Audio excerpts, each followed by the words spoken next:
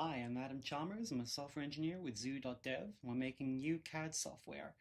We're making a programming language as well called KCL, which powers our new Zoo Design Studio.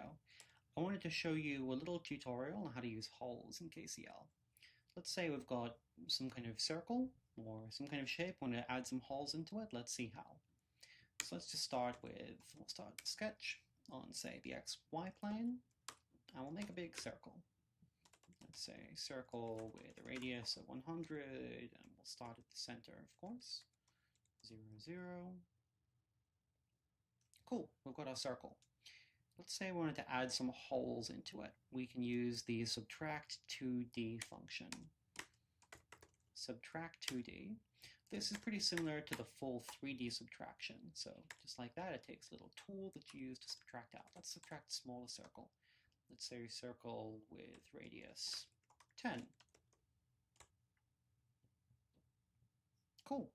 We've now cut a hole out. And if we then extrude this, the hole will be included too.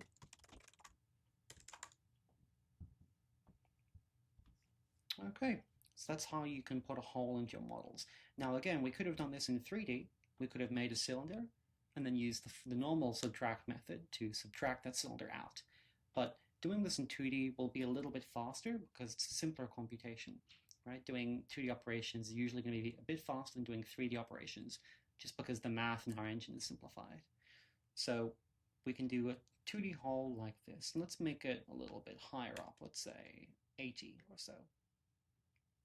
Now we can also use 2D patterns to reproduce this.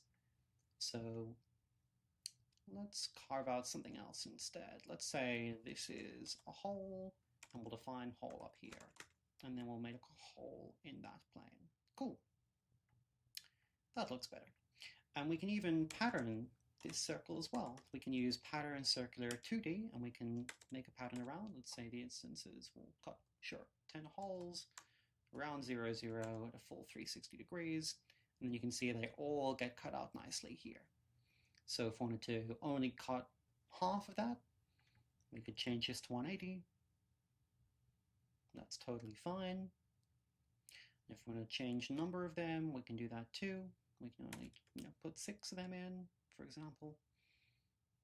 Okay, and we could change the shape as well. We could make this into a square, right? We could do polygon where, what's the arguments of polygon? Let me mouse over it. Right, we have the num sides is 4, and the radius, let's say, is 10, and the center will again be 80 and 0.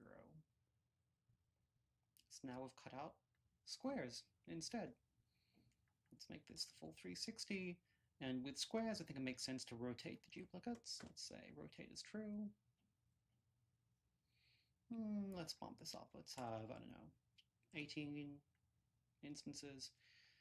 Yeah, so that is how you can easily cut holes into your geometry, and you can reproduce those holes with patterns. Now, of course, we could do the same thing with linear instead, right? We could make them, we could do a linear pattern. We could do pattern linear 2D. We could pattern them with a gap 15 apart each, and we'll do them across this way. Now, there's currently a bug with this hole function. If you go outside of the sketch, it'll actually inverse and start adding them in when they shouldn't be there. So just be aware of that. We're going to fix that one soon, but it's pretty easy to work around for now. We'll just start it further back. We'll say the axis is actually going to be going the other direction. There we go. Okay, cool. So we've seen a couple of different ways to make holes inside a shape. You can use CSG and 3D operations, but it's probably going to be a bit fast to use these 2D operations like hole.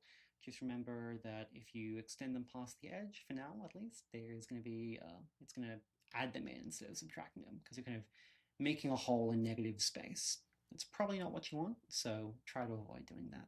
But yeah, thanks very much. See you in the next episode.